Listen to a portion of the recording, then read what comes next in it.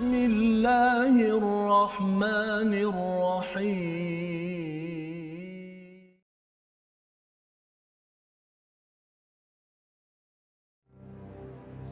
Rasulullah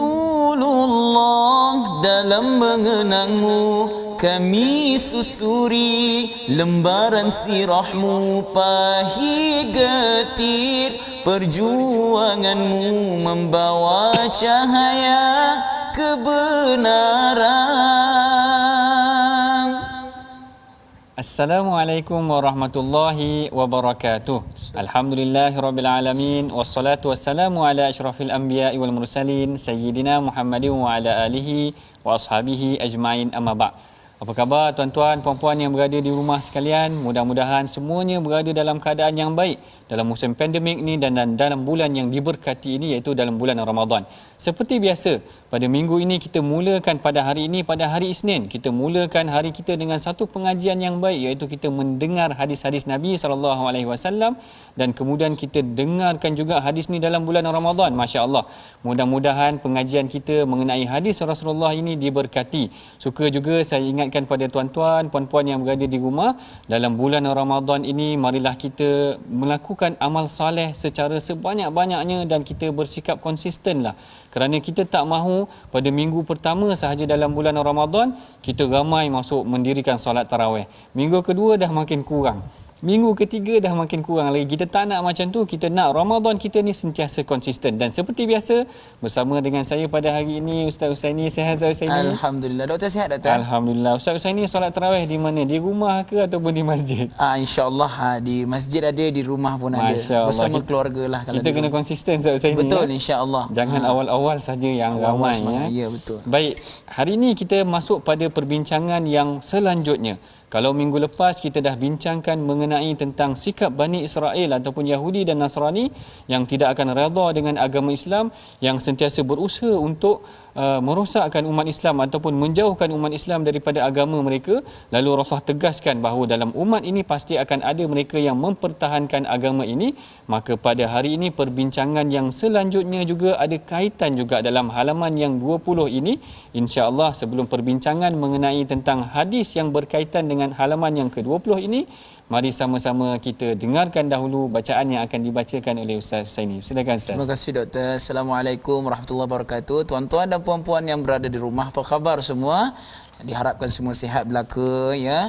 Hari ini kita tengok mushaf, kita buka mushaf lembaran yang ke muka surat 220 ayat yang ke 132 dan 133 suratul Baqarah. Insya-Allah sama-sama kita perhatikan. A'udzubillahi minasyaitanir ووصى بها إبراهيم بنيه ويعقوب يا بني إن الله اصطفى لكم الدين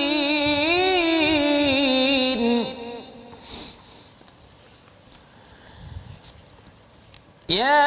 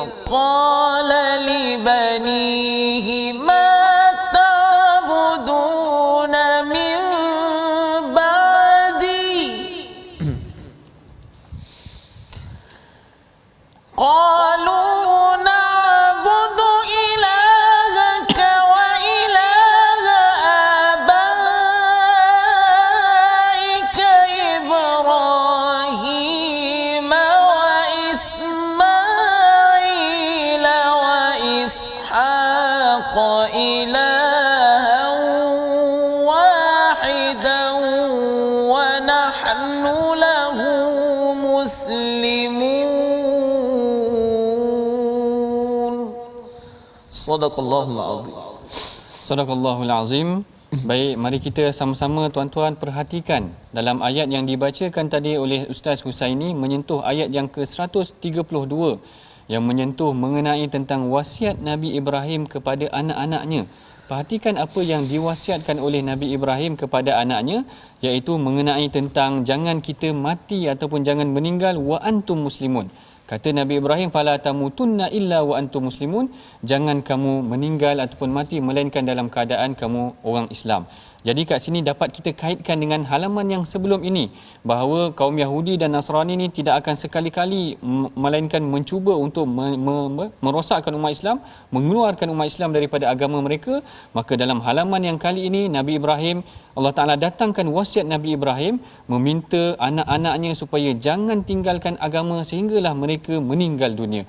Baik, mengenai tentang wasiat Nabi Ibrahim ini, ada hadis yang berkaitan mengenai dengannya. Mari kita sama-sama tuan-tuan perhatikan apakah perbincangan kita mengenai hadis pada hari ini.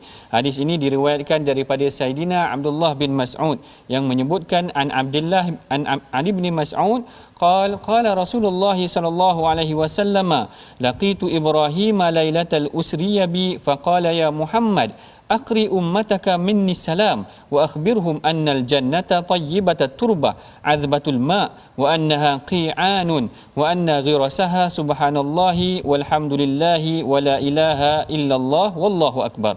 Maksudnya daripada Abdullah bin Mas'ud, beliau berkata Rasulullah sallallahu alaihi wasallam bersabda, aku berjumpa Nabi Ibrahim pada malam aku diisrakan. Nabi Ibrahim berkata, wahai Muhammad, sampaikan salam daripadaku kepada umatmu. Beritahu mereka bahawa syurga itu tanahnya harum, airnya segar, ia luas mata memandang dan benih tanamannya adalah subhanallah walhamdulillah wala ilaha illallah wallahu akbar.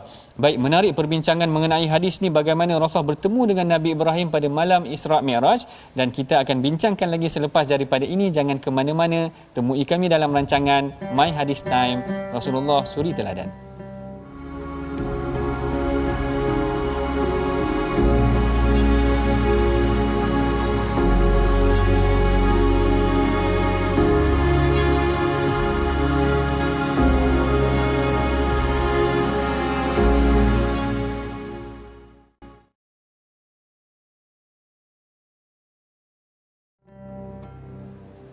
Alhamdulillah, bertemu kita lagi dalam rancangan My Hadis Time Rasulullah Suri Teladan. Rancangan yang meneroka hadis-hadis Nabi melalui panduan daripada Al-Quran sendiri.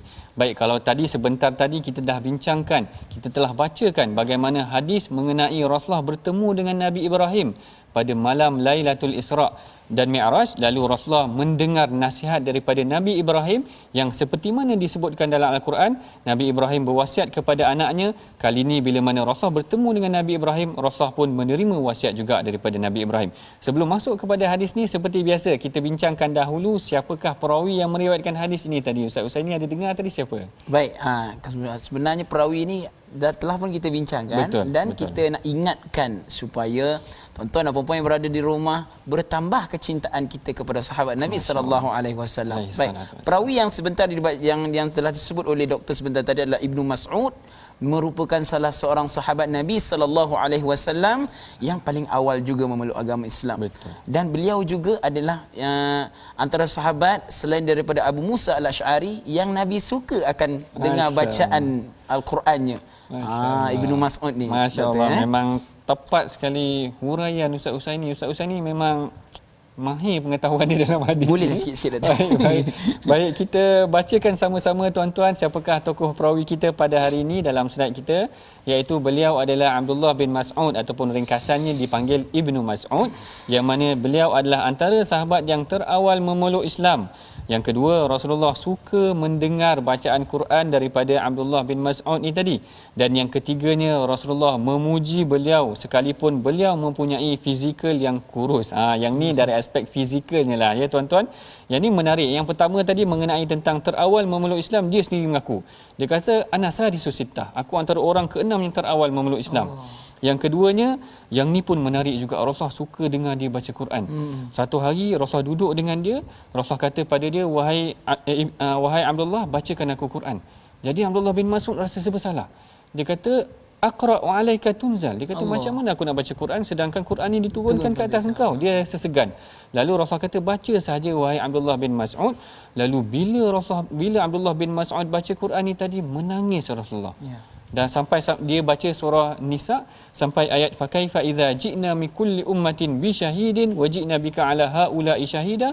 Rasulullah menangis dan Abdullah bin Mas'ud terhenti seketika kerana bila melihat Rasulullah menangis dia tak meneruskan bacaan dia. Perhatikan menarik sangat kisah ini, bagaimana Rasulullah suka juga dengar bacaan Al-Quran daripada para sahabat yang lain. Dan yang ketiganya Rasulullah pujinya dari aspek fizikal ni asalnya, ataupun kalau Ustaz Husaini pernah dengar, Abdullah bin Mas'ud ni orangnya kurus sebenarnya. Macam doktor juga macam saya juga orangnya kurus sehingga diperli oleh rakan-rakan ataupun ada sahabat yang gelakkan dia. Ya. Ada sahabat yang gelakkan Abdullah bin Mas'ud kerana terselak jubah dia, ternampak betisnya min diqqati saqaihi, dalam hadis kata kerana halus betis dia. Lalu ada sahabat yang gelak. Lalu Rasulullah kata la saqaihi asqala min jabalin Uhud. Dia kata dua betis yang kau gelak tadi lebih berat amalan dia daripada Jabal Uhud, daripada bukit Uhud. Dia attack terus, Nabi attack terus Dan Rasulullah tegur terus kerana tak boleh kita panggil body shaming. Ya. Rasulullah tak suka body shaming ni, memburukkan orang, menggelakkan orang kerana fizikal dia. Baik, panjang pula perbincangan kita mengenai sahabat hari ini. Masuk balik pada agama, masuk balik perbincangan kita pada hadis tu tadi, bagaimana Nabi Ibrahim berpesan kepada Rasulullah bahawa ajarkan kepada umat kamu tentang satu perkara yang meneguhkan jiwa mereka, meyakinkan mereka tentang syurga, bahawa syurga itu wujud.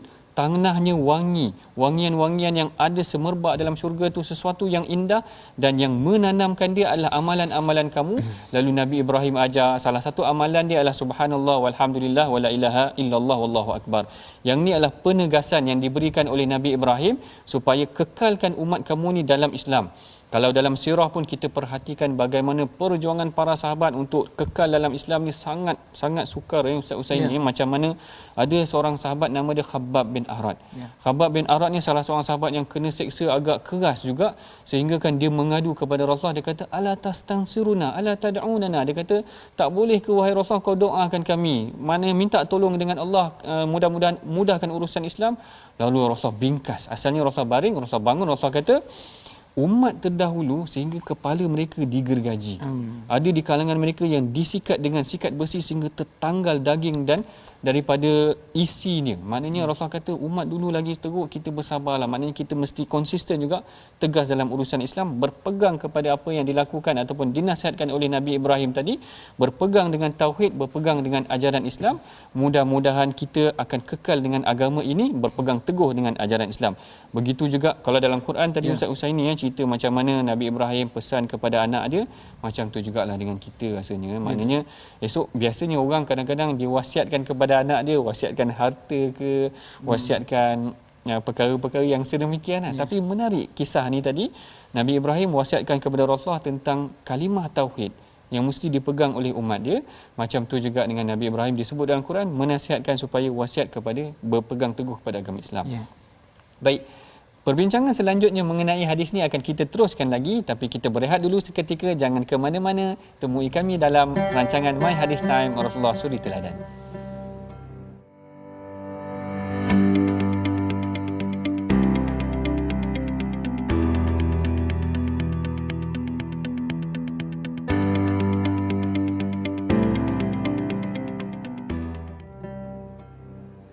Alhamdulillah, bertemu kita lagi dalam rancangan My Hadis Time Rasulullah Suri Teladan. Baik, kalau tadi kita dah bincangkan tentang wasiat Nabi Ibrahim, seperti biasa pada hari Isnin kita ada satu sesi khas. Ada satu slot khas yang membincangkan tentang hadis yang viral tetapi tidak sahih. Kerana kita nak didik masyarakat supaya berpegang dengan hadis-hadis yang memang boleh disandarkan kepada Rasulullah sallallahu alaihi wasallam. Mengenai hadis pada hari ini, mari kita sama-sama perhatikan dalam slide apakah hadis yang kita bincangkan pada hari ini mengenai tentang hadis yang viral tetapi tidak sahih, iaitu hadis mengenai fadilat solat tarawih yang mengikut hari ini, yang mana seperti mana yang dituliskan di dalam slide, malam yang ke-8 ada banyak fadilat mengenai salat tarawih. Dikatakan malam yang ke-8 Allah Taala akan beri pahala seperti dia pernah berikan kepada Nabi Ibrahim. Malam yang ke-9 seolah-olah dia beribadah kepada Allah Taala sama seperti ibadah Nabi Muhammad. Malam yang ke-17 diberi pahala seperti pahala sekalian para nabi. Hadis ini dikategorikan sebagai hadis palsu kerana dia mempunyai ciri-ciri hadis palsu, iaitu amalan yang ringkas saja, maknanya satu amalan tetapi ganjaran dia seperti ganjaran pahala Nabi Ibrahim. Masya Allah, macam tu Ustaz Usaini. Seakan-akan Ustaz Usaini malam ke-8 solat tarawih dapat pahala Allah. Nabi Ibrahim terus. Yang menariknya doktor, saya pernah ada buku ni. Masya Allah. Saya pernah ada buku ni, dia kata malam pertama pahala ni segini kan. Betul. Tapi dulu kita tak berapa nak belajar sangat kan. Jadi kita dah tahu tentang kata hadis yang viral tapi tak sahih ni, kita ambil lah iktibar kan. Betul, betul. Yang ni yang sangat penting kita belajar tentang pengajian hadis ni tuan-tuan. Barangkali sebelum ni banyak juga tersebar hadis-hadis yang kita biasa dengar dalam masyarakat, tetapi kita bimbang hadis-hadis ini adalah hadis yang tidak kena ataupun tidak benar. Dan salah satu ciri-ciri hadis yang tidak betul ataupun palsu ini, seperti mana yang disebutkan dalam slide itu tadi, ganjaran yang sangat besar terhadap satu pahala, terhadap satu amalan yang kecil. Yang ni yang kebanyakan ulama memerhatikan, dibimbangi hadis-hadis yang sedemikian adalah direka oleh orang yang kemudian. Baik, yang ini mengenai tentang hadis yang viral tetapi tidak sahih. Kita berbalik semula kepada perbincangan hadis kita tadi Ustaz Husaini perasan yang mana Nabi Ibrahim berwasiat kepada anak dia. Nabi Ibrahim juga pernah berpesan kepada Rasulullah. Apakah pada pandangan Ustaz Husaini sebaik-baik wasiat yang kita mesti sampaikan kepada anak-anak kita nanti? Baik. Terima kasih soalan doktor tu Kalau melihat daripada segi wasiat yang lebih baik itu adalah yang berkaitan dengan agama. Seperti mana dalam khutbah wada', khutbah perpisahan, mana Nabi SAW sebelum wafat meninggalkan wasiat, bila mana engkau mengikut dua perkara ini nescaya engkau tidak akan sesat, iaitu Al-Quran dan juga As-Sunnah. Bahkan dalam agama sendiri Allah Subhanahu Wa Taala pun menetapkan kena ada hitam putihnya sendiri.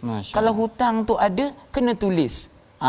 Itu sebenarnya orang kata cantiknya aturan yang Allah Subhanahu Wa Taala tetapkan kepada hamba. Masya-Allah, saya seronoklah dengar kesimpulan ataupun ulasan Ustaz Husaini hari ini. Memang sangat bertepatan ni tentang wasiat kita wasiatkan kepada anak kita tentang perkara keagamaan, lebih utama jangan lupa solat, jangan kamu bebas ataupun jangan kamu pergi daripada agama Islam, mesti berpegang dengan agama Islam. Baik, kita telah hampir sampai ke penghujung rancangan. Seperti biasa, mari sama-sama kita perhatikan pengajaran ataupun resolusi tindakan yang boleh kita amalkan selepas daripada ini. Yang pertama, Nabi Ibrahim alaihissalam mewasiatkan kepada anak-anak baginda agar berpegang teguh kepada agama dengan agama. Yang kedua, harta akan susut dan hilang, tetapi sekiranya kita mewariskan ilmu, ia akan kekal dan bertambah. Yang ni kita boleh amalkan tuan-tuan. Dan yang ketiga, Rasulullah tidak melihat kepada fizikal seseorang tetapi melihat kepada amalan dan sumbangan seseorang. Sama seperti yang kita sebutkan tadi tentang tokoh perawi kita, Rasulullah tak kira tentang tubuhnya kurus ataupun besar ataupun kecil, tetapi amalan dia yang penting. Baik, kita telah pun sampai kepada penghujung rancangan. Ringkas saja perbincangan kita pada hari ini, mudah-mudahan bermanfaat. Seperti biasa, saya menyeru kepada tuan-tuan, marilah kita bersama menyumbang kepada tabung gerakan Al-Quran, tabung yang akan kita gunakan untuk menghidupkan program-program pendidikan Al-Quran dan hadis kepada umat kita pada hari ini, insya-Allah. Dan seperti biasa, bagi mengakhiri pengajian kita pada hari ini, mari kita sama-sama mengangkat tangan berdoa, mudah-mudahan Allah Taala sentiasa memberkati dan membimbing kita. Saya persilakan kepada Ustaz Husaini untuk memimpin bacaan doa. Terima kasih doktor. Baik, insya-Allah tuan-tuan dan puan-puan, ayuh kita sama-sama mengangkat tangan berdoa kepada Allah Subhanahu Wa Taala, memohon supaya Allah Subhanahu Wa Taala memperteguhkan keimanan kita, supaya kita di keluar nanti anak-anak kita sendiri akan dibekalkan dengan ilmu agama yang mencukupi, insya-Allah. Insya-Allah. Bismillahirrahmanirrahim. Alhamdulillahi rabbil alamin, wassalatu wassalamu ala asyrafil anbiya'i wal mursalin wa ala alihi wa sahbihi ajma'in. Ya Allah, ya Tuhan kami, perteguhkanlah keimanan kami ya Allah, perteguhkanlah akidah kami kepada agamamu ya Allah. Jangan engkau pesongkan hati kami ini ya Allah dengan benda yang memudaratkan kami ya Allah. Jangan engkau memesongkan hati-hati kami ini ya Allah dengan benda kebendaan yang memudaratkan, yang berlebihan ya Allah, yang boleh mengakibatkan kami jatuh ya Allah, yang membolehkan kami ini tidak ingat kepadamu ya Allah. Engkau jauhkanlah kami daripada segala keluarga kami ya Allah. Ya Allah, ya Tuhan kami, teguhkanlah agama kami ini, pasakkanlah keimanan di dalam hati kami ini ya Allah. Untuk kami ya Allah beroleh kejayaan di dunia dan di akhirat ya Allah. Rabbana atina fid dunya hasanah wa fil akhirati hasanah wa qina adzaban nar. Wa sallallahu ala sayyidina Muhammad wa ala alihi wa sahbihi wa sallam. Walhamdulillahi rabbil alamin.